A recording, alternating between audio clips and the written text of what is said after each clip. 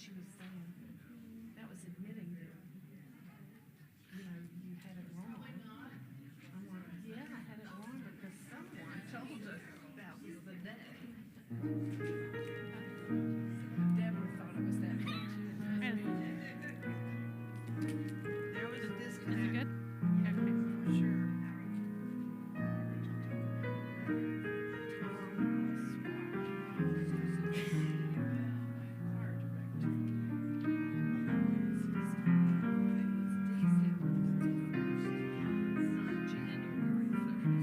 Like we said, hard to look for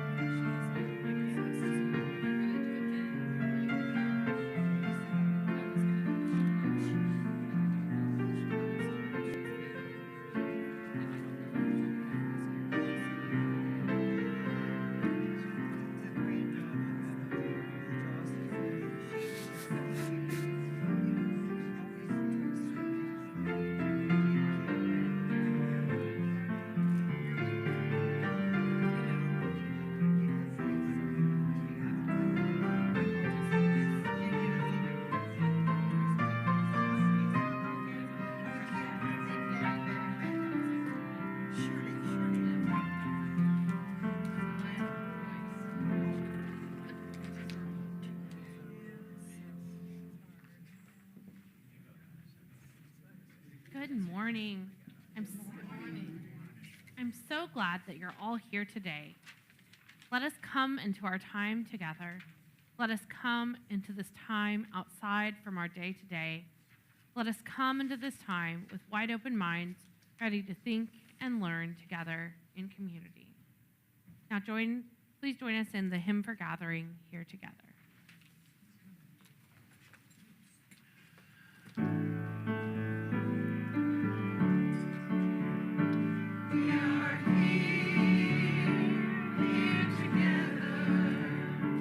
In this holy moment.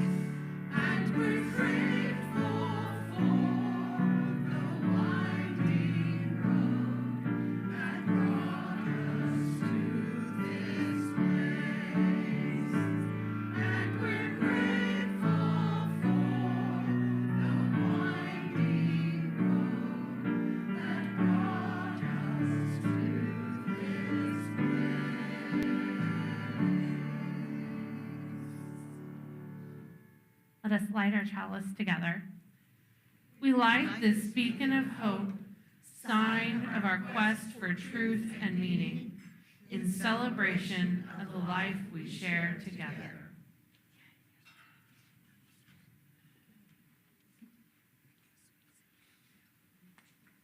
Let us learn and let us grow together today. Let us come into this time apart from all others. Let us be with one another in ways that are genuine and meaningful, and build resistance and resilience. Love is the spirit of this church, and service is its law. This is our great covenant, to dwell together in peace, to seek the truth in love, and to help one another. Please join us in Come, Come, Whoever You Are.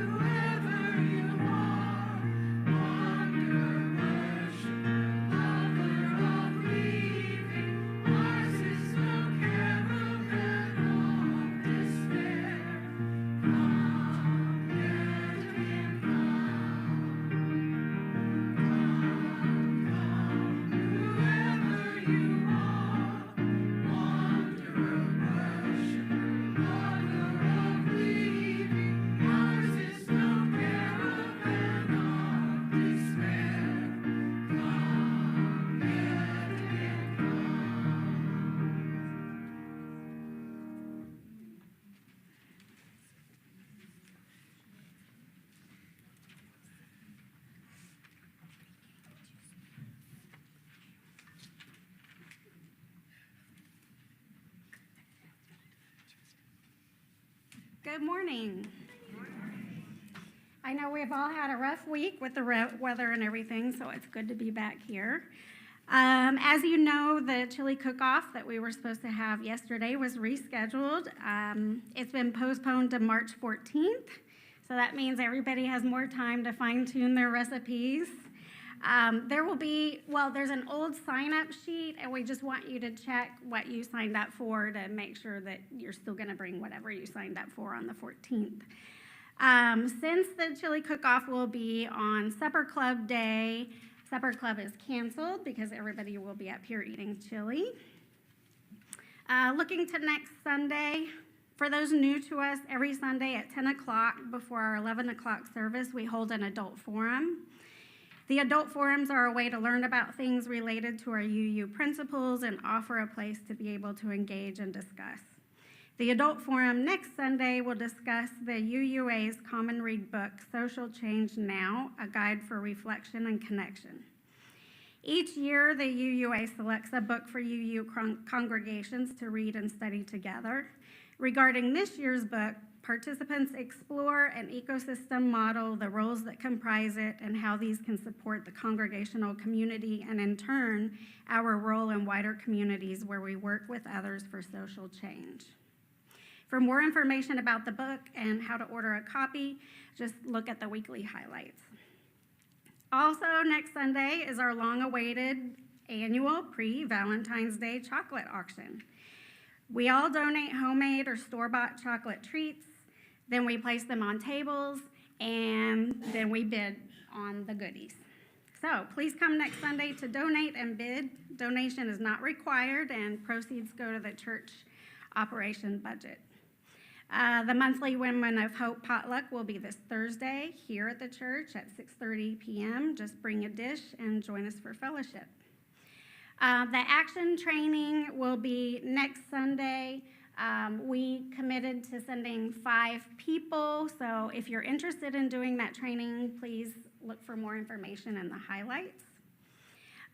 Joanne House has asked me to say that, of course, everyone is invited to our 80th birthday party. It will be at All Souls, February 28th, from 6 to 9. No gifts, please, and she needs you to RSVP.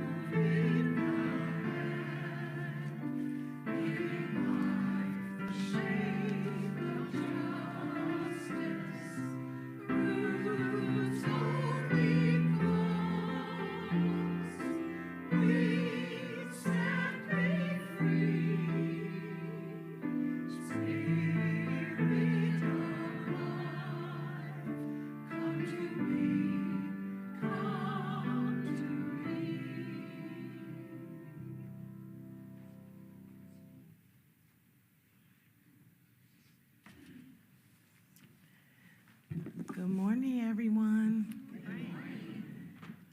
Christy said it's been a rough week because of the weather.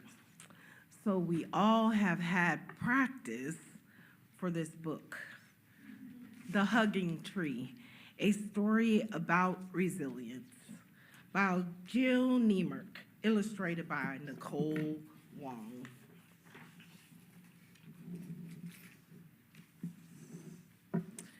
On a bleak and lonely rock, by a vast and mighty sea, grew a lonely little tree where no tree should be. How she got there, no one knew. She sprouted stems and little leaves as tiny seed will do. There's hardly any dirt for me. No forest, breeze, no birds, no bees. But I will do the best I can to make this rock my home. Her tiny roots pushed night and day, and bit by bit the rock gave way. A smidge, an inch, a foot, then two. She grew and grew and grew and grew. The ocean hugged the rocky shore. I like you near me, little tree. Let's keep each other company. Soft gold sunbeams kissed her crown, warm as honey pouring down. At night she raised her branches high to greet the moon up in the sky. I wax and wane, I ebb and flow. I cycle through from full to thin. And when I'm done, I start again. That's how life is, you know. One summer noon, a pair of loons landed on her canopy. A pretty tree, a sparkling sea. Shall we make this place our home and raise our baby chicks right here? The little tree warmed up with pride. She spread her branches high and wide. I'll be your home, she replied. And can you tell me if you've seen the forest where my family grew? We've built our nest in trees like you, quite far from here, and so you blew many nights and many days. You flew on wind just like we do. They built their nest, they laid their eggs, and soon 2 baby chicks were born. Summer passed, autumn too. The little tree turned red and gold. The winter came with howling winds and cutting cold that broke her bough.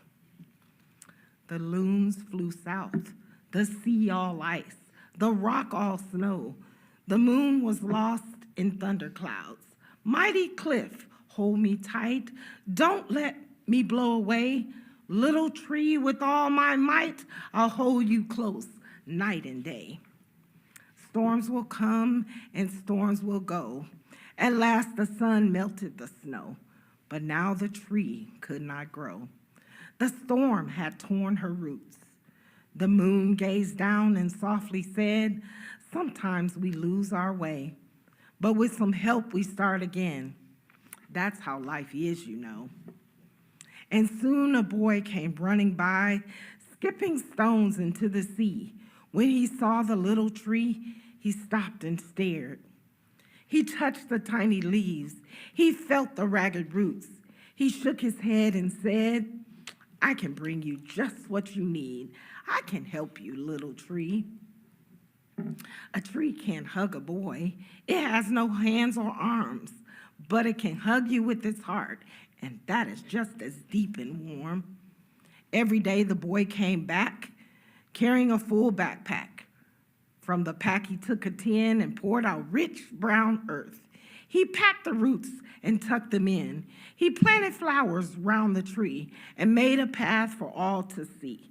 Now everyone will know that even on a granite cliff, a little tree can grow. And then he went to sleep and dreamed the things that boys dream of. Now every day, new people stop to rest beneath the little tree and dream the things we all dream of, to love, to share, to give, to dare, to grow just where we are. And to this very day, they come For on a splendid sunny rock, by a warm and bright blue sea, a great big hugging tree grows just where she was meant to be.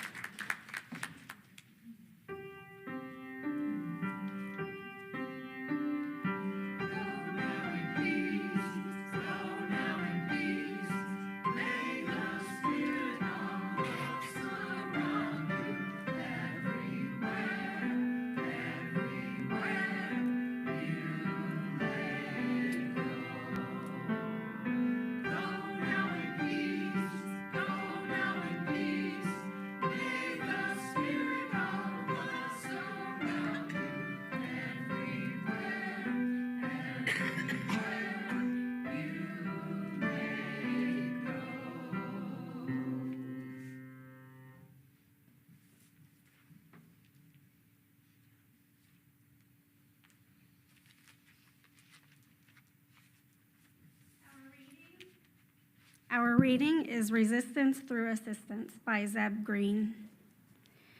I was hungry and you gave me food. I was thirsty and you gave me something to drink. I was a stranger and you welcomed me. Gospel of Matthew 25:35. When I lived in Texas between 2018 and 2023, I frequently went into Mexico to help people who had been deported from the U.S. I would help them get food, shelter, and transportation to somewhere remotely safe where they might still have family or friends. I can't overstate the fear and life-threatening danger those individuals experienced. That initial moment of entering a country they've been deported to is a horror. You're left in a random city in a country where you likely have no people and no support, without any identification, money, or resources. The cartels patrol those areas looking for people to abduct, to kidnap, to hold ransom. We, the United States, do this to people who've lived quiet lives within our borders, people who were trying to put food on the table for their families. Those arguing for deportation use the language of laws and justice. Those who commit a crime must do the time, we're told. But what's the appropriate amount of time for the crime of trying to survive? I can't think of any action heinous enough to justify the terrors this country exacts on undocumented people. Even as I volunteered during those years, I realized that I was underqualified. I speak Spanish poorly. I know very little about international law. On paper, I wasn't the best person to do that work. I always said that I'd be happy to make connections for more qualified people. It didn't have to be me. But I wasn't going to stop doing it if other people didn't show up. It turns out that what I needed most was compassion, the ability to listen to people, and a willingness to do simple things like drive people to medical appointments, bring food to people, look after them. That skill set, offering compassion and concrete help in response to fear and disruptive power, is something that many of us can do. It is a profoundly simple thing to put love at the center. If resistance to injustice takes the form of offering assistance to those most in need, almost all of us can help our neighbors.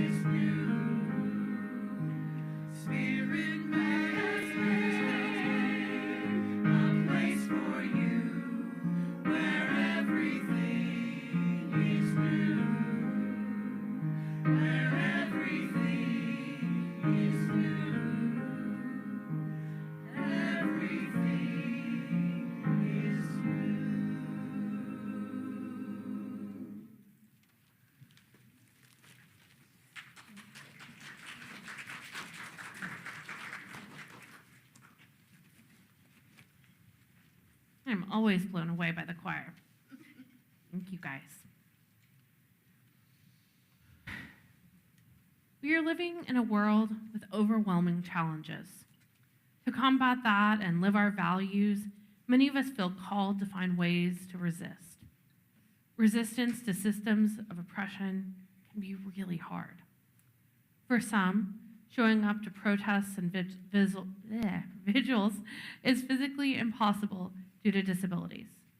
It can also be emotionally hard to show up. Some people have jobs that limit their ability to resist. All of these and more are valid reasons to need to show up differently. We must be a resilient resistance and be adaptive in our ways of resisting. Listening to our bodies and our emotional needs isn't wrong in this. It's vital. Merriam-Webster's dictionary defines resistance as an act of resisting opposition. So we are acting in opposition to the mainstream narrative of oppression. Resistance is speaking up when marginalized groups can't. It is truth-telling when lies or silence might be easier. In conversations or even on social media. Resistance can be helping people in need when everything in the mainstream says people will have to pull themselves up by their bootstraps. Resistance is who we choose to donate to and to purchase from. Resistance is big and small actions, and they all matter. You're likely already doing some of these things. Think for a moment on what you're doing, big or small, that's resistance, even if you haven't called it resistance before. I think of the story The Star Thrower by American anthropologist and writer Lauren Easley. In this story, a child went to the beach and found starfish covering the beach out of the water. The whole beach, as far as the eye could see, is covered with starfish, hundreds or even thousands of them. They were not likely to live because they need water to survive, and the tide would come back, but it would be too late. The child began throwing them back into the water. An adult commented that the child couldn't save all the starfish. The child replied to the starfish that were saved, it meant the world, that they would be saved, even if they couldn't save everyone. This is a bit like resistance. Though we aren't doing everything for everyone, when we act within our capacity, we can help the one, the two, or however many. And that matters. Sometimes we see how big a problem is, like the starfish, and think, if we cannot solve the whole problem, what's the point of doing anything? We can be committed to resisting injustice even when our actions make only a small bit of change today, because we know that it will matter in the long run, and it will matter to those who see us, those we help now, and so on. I wonder where we each learned to resist. For some, it may have been the religion of your childhood, be that UU or Christianity, or so many others. For others, it may have been in adulthood, college years, as you figured out who you were and what you believed. Each generation has learned about resistance differently. Some of us may not have been taught to resist at all and are just learning now. Take a moment and think about when you first realized you could resist oppression and injustice. Wherever you learn to stand up to injustice, we are here together in it now, and we can take those learnings and create what we need in the world today. Sometimes resisting injustice means unlearning the systems of oppression which we have been all raised in, unlearning racism or sexism from families of origin or the larger culture, unlearning other isms that we've learned over a lifetime. That's hard work, but it's the first step to a hearty resistance. It takes resilience to learn new ways of being, to be corrected, and to show up anyways. But I believe we're strong enough to do that work. As Unitarian Universalists, our beliefs in justice, equity, interconnectedness, all with the love at the center, mean that our connection with this religious tradition calls us to do the work of resistance. We are already a part of a group that does work towards justice, though there's always more to be done as groups and individuals. We are meant to be the people who show up at protests and vigils, who show up at Pride, who show up when there's an issue in need of support. This isn't new. There have been times of oppression before. People have survived before. My Cherokee ancestors survived the Trail of Tears. I get to be their wildest dreams and live a life where I get to live into my heritage, resist, attend cultural events, and publicly and proudly proclaim where I come from. Being the people of our ancestors' dreams means we have a duty to resist oppressive systems and do our small or large or medium part to make the best place that we can make out of this world. This doesn't mean we have to fight every injustice that exists. We're human. We get tired. But we can pick an issue or a couple of issues and commit to doing something to fight oppression when it comes to that. We all have different interests and different concerns, different things that move us. So when we all choose something to work on, everything can get done without wearing one person out. We can build resilience in this work if we try to tackle only one or two issues. We cannot build it if we do everything ourselves. We must focus our efforts. Unitarians and Universalists and Unitarian Universalists have a history of resistance. One example of resistance in our faith tradition is Martha Sharp and Reverend Waitstill Sharp's resistance in World War II. The Sharps risked it all to help people escape the Nazis. They helped thousands of intellectuals and children escape Prague, Lisbon, and southern France. They distributed milk to the children of France who were starving. The church Reverend Sharp served and the then American Unitarian Association backed their trip. They had close calls with Nazis who were, of course, out to stop them. They still resisted. Their resistance was huge. And their resistance came with a cost. It harmed their own family. Their children had to stay with different church members while they were gone and grow up for a large chunk of their childhood without their parents. Their children paid a cost that they had no voice in. We must decide what price we can pay and go into it with open eyes that there can be costs. Costs of life, costs of emotional harm, costs of jobs. There are no easy answers on this. And our answers to how much risk and how much we can do may change over a lifetime. Let those answers change as your life does. It's important to remember that the Sharps could not have done this huge resistance without the people at home who funded it, who cared for their children, who kept the church running while Reverend Sharp was gone. These people who couldn't go across the ocean, but who still cared, who still showed up in smaller ways that were absolutely necessary to save those thousands of people. Our gray hymnal has the song, "Love Will Guide Us."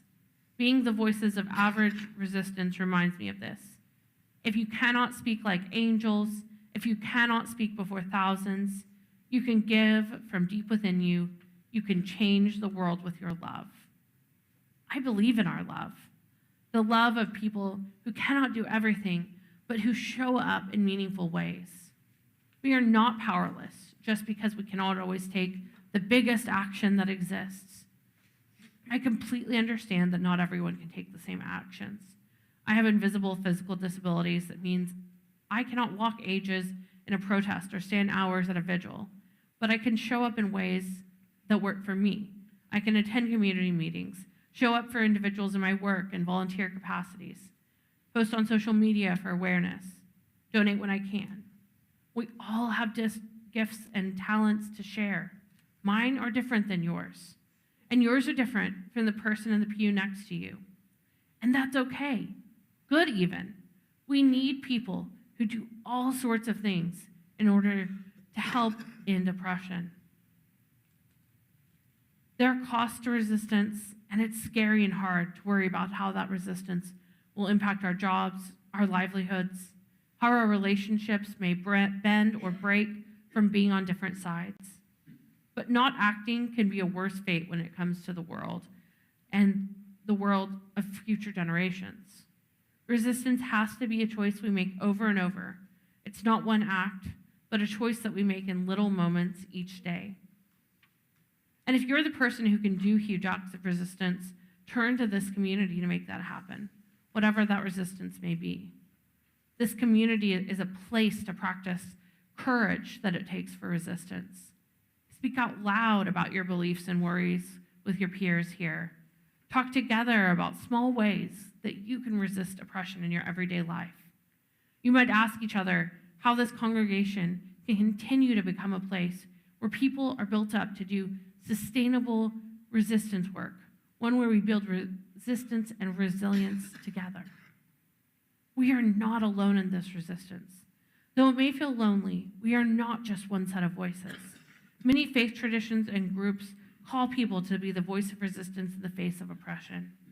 Many faiths teach of resistance to systems of oppression. In Christianity, the Bible tells of Jesus flipping tables at the market when people are being ripped off by being sold sacrificial animals for high markups, and the area that they were selling in, meant to be a worshipful space, had become a place to harm people. This story of righteous anger and defending people from those who are working to exploit them shows Jesus as a person of action and as one of making a mess for justice. In Judaism, civil disobedience, though not violence, is seen as acceptable by scholars. An example from the Torah about this is about Moses. His birth was no less a reward for the courageous act of his mother in refusing to obey a cruel and unjust law. The Pharaoh had decreed that the chief Hebrew midwives, identified in the text as Shifra and Puah, when you deliver the Hebrew women, look at the birth. If it's a boy, kill him. If it's a girl, let her live. According to the rabbinic commenters, these two midwives were none other than Jochebed and Miriam. Jochebed would later birth Moses. These brave women refused to obey. They kept the Hebrew boys alive and defied the Pharaoh's command. It is believed by Jewish people that these women were then rewarded with the birth of Moses. Hinduism believes in civil disobedience as well. In India's fight for civil rights and independence in their country, they employed beliefs of truth and force, which means holding firmly to truth, using moral force, not violence, to achieve change. They also focused on a principle of non-injury, which is a core tenet to Hinduism, emphasizing compassion and non-harm to all living beings, and civil disobedience, such as disobeying unjust laws. They also had a practice of self-suffering, allowing themselves to suffer to show the opposition how wrong their points of view were. These are just a few examples.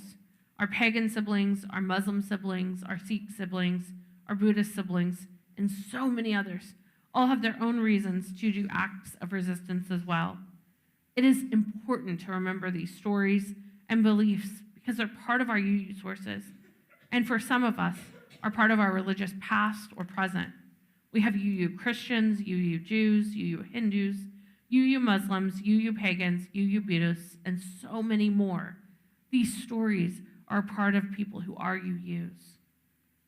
Love is a radical act of resistance. To love people who are often seen as other is one of our greatest acts of resistance. People who are unhoused, people who struggle with addiction, people who are immigrants. Love means showing up when people who are marginalized cannot. Showing up matters. Showing up however is feasible and right for you. Reverend Marlon Lavenhar of All Souls, where I'm an affiliated minister, said recently, "Staying human is an act of resistance. Fear wants to scatter us, but love asks us to stay present and stay connected." The statement reminds me that being living and kind in this moment, connecting with other people and loving other people in this moment is also resistance. We have to show up for one another. Protests are one form of resistance, and a thought on the purpose of protest is stated by Jose Medina in the Epistemology of Resistance. Medina says, the primary purpose of protest is to create communities of resistance. The idea is really novel and yet makes so much sense. Protests make an impact in that they move other like-minded people or people who are on the fence about an issue to act and work for change too. Protests rarely change the minds of people on the complete opposite side. They show dissent to politicians and help like-minded people find one another and create community, as Jose Medina says. It shows us that we are not alone, and it shows us that we protect people against those who are not tolerant to them. It shows that we see the wrong and we refuse to be complicit with silence. Community coalitions are also formed when people volunteer to get out the vote, make intentional actions, and work towards specific issues. Community coalitions don't happen without people meeting each other. And so this is a part of protests and communities of resistance as well. Though resistance is hard, we have to do this work. As Unitarian Universalists, we are deeply called to helping the marginalized, standing up to injustice, and showing up in whatever ways we can. It is hard work. It is courageous work. But resistance is a part of our work, a part of who we are as a faith tradition. In order to do resistance work with resilience and longevity, we have to find ways to recharge. It is draining to care so much about the fate of our complex, messy world. And being part of the resistance for change is exhausting too, even though it brings hope. Spiritual practices, rest, music, letting ourselves feel all the grief for the world and let it out, reading, making art, and time with loved ones, just to name a few options, are really important for this work. Everyone is different in what they need to recharge and build resilience to do this work, but it's critical that we find these outlets nevertheless. It's important for our longevity that we have spiritual practices and that we practice saying yes when it is right and no when it is not. We have to know we cannot do everything, but we can do something. In this coming week, I encourage you to think about one thing you can do in the coming weeks or months to resist systems of oppression. Maybe it's donating to others doing good work. Maybe it's a protest. Maybe it's not shopping somewhere that doesn't follow your values. Whatever it is, pick that thing and commit to it. Talk with your community after the service about what you and the larger congregation can do to be the resistance. Make commitments together for what you want to work on making a change on. It's easier to do this work with someone to support your efforts. May we all be what the world needs in these hard times.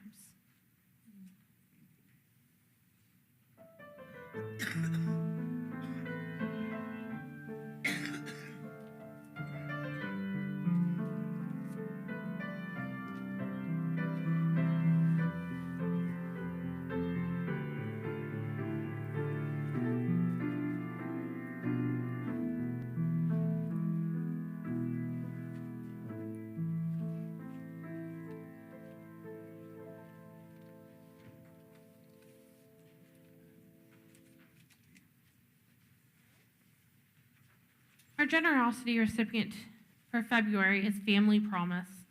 Please make out checks to Hope Unitarian Church and put generosity on the memo line. Checks with no notation will be applied to your pledge or the operating fund. Please give generously.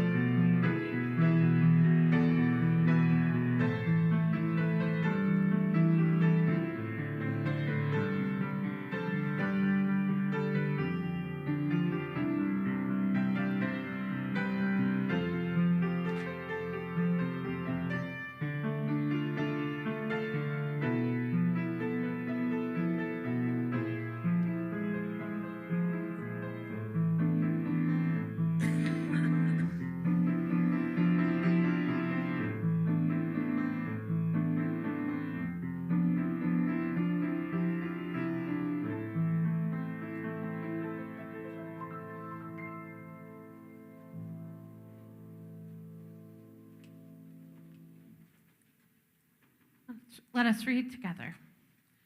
We build on foundations we did not lay.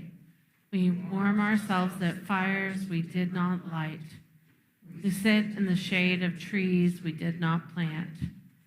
We drink from wells we did not dig. We profit from persons we did not know. We are ever bound in community. Please join us for hymn 121, We'll Build a Land.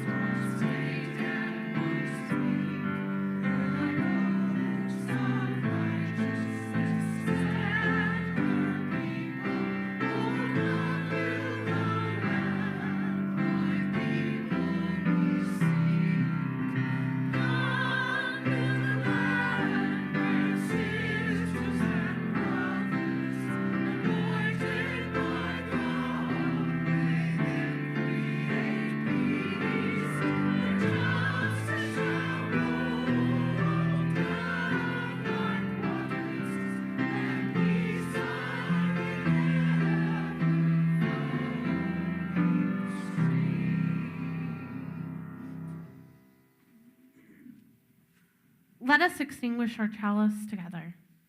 Extinguish this flame, but not the light of truth, the warmth of community, or the fire of commitment. These we carry in our hearts until we are together again. May this time in community, worshiping and learning together hold you until you are together again. And may it inspire you in the coming times to do all that you can. May you be well.